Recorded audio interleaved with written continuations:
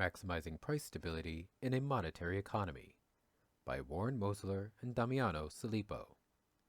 Section 8C. Policy Implementation. Implementation of an employed labor buffer stock is worthy of intense discussion and debate. We offer our proposal as an example of how it can be done. We begin by setting a non-disruptive wage of €7 per hour for a 35-hour per week transitional job for anyone willing and able to work. We then further propose that the member nations first go to their various ministries and departments and announce that they have unlimited budgets to add any person willing to work as transitional job workers at the prescribed fixed rate of pay. These people could work as assistants in the police departments, educational facilities, and any of the various administrative offices.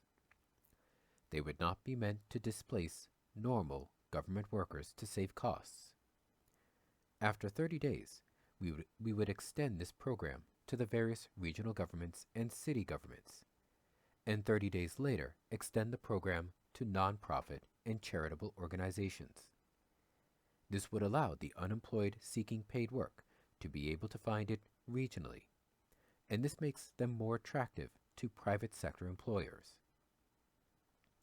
The organization, monitoring, and evaluation of this labor buffer stock policy could be implemented interactively between member countries and the European Commission in a similar way to which current structural policies are implemented, but maintaining ECB independence to establish the terms and conditions of the employment of the transitional workers, as well as the authority to monitor the policy for fraud and abuse. Additionally, we recommend that the transitional wage initially be set at a non-disruptive level, so as not to cause workers already employed to leave their current employment in favor of the new transitional job. This prevents the transitional job from creating an initial inflationary wage shock that might adversely disrupt commercial arrangements and what's generically called the competitiveness of the business community. Footnote 8.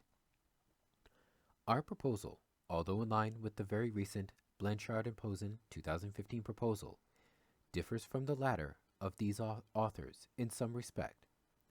These authors, referring to Japan, suggest that to get out from deflationary quicksand, Japan would benefit from an income policy in which the state would mandate an across-the-board 5 to 10% increase in salaries in order to generate a spiral in which high wages drive up prices, which drive up wages. We suggest transitional jobs would play a similar role without direct interference with firms' management decisions. End footnote.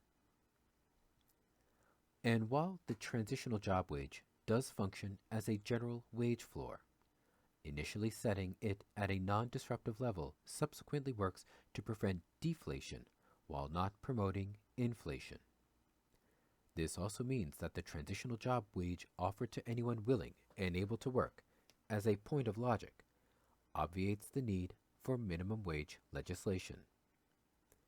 Again, and as previously described, should the ECB desire to promote, for example, a 2% rate of inflation, and again assuming 0% productivity growth, the transitional job wage can be increased 2% annually from its initial setting.